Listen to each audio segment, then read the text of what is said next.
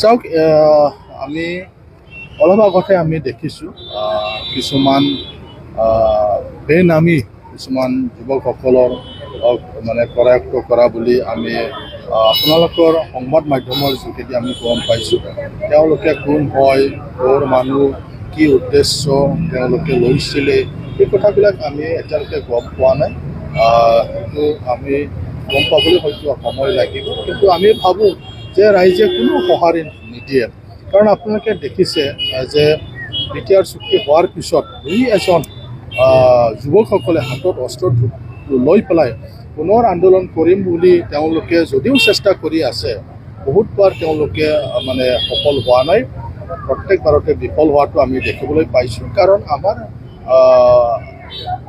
ৰাইজে এতিয়া এনেকুৱা সশস্ত্ৰ সংগ্ৰাম নিবিচাৰে।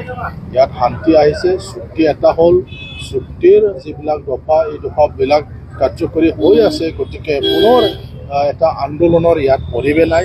আৰু ইয়াত মানে সশস্ত্ৰ সংগঠনৰ সশস্ত্ৰ বিপ্লৱৰটো কোনো ইয়াত মানে ঠাই নাই। এইটো কোনেও মানে এতিয়া এলাও নকৰে, কোনেও এতিয়া সঁহাৰি নজনায়, যাৰ কাৰণে তেওঁলোকে বিফল হৈ আছে। গতিকে এইবাৰো যদি কিছুমানে ভাবিছিল, এতিয়া নাম চাম দিয়া নাই, কোন সংগঠন কোন মানুহবিলাকে দিয়া নাই, যদিও তেওঁলোকে চেষ্টা কৰিছিল, কিন্তু তেওঁলোকে সফল নহ'ল।